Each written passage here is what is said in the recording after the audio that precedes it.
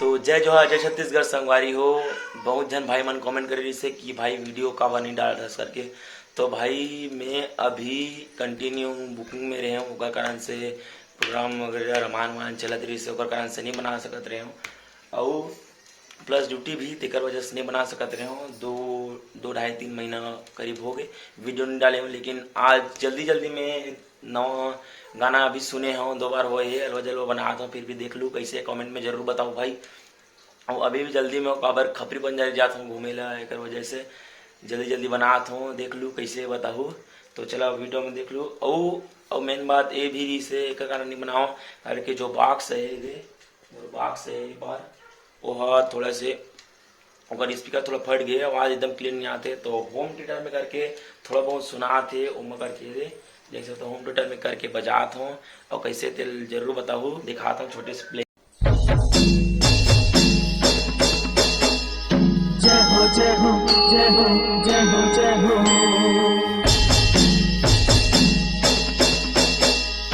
जय हो जय हो जय हो जय हो जय हो।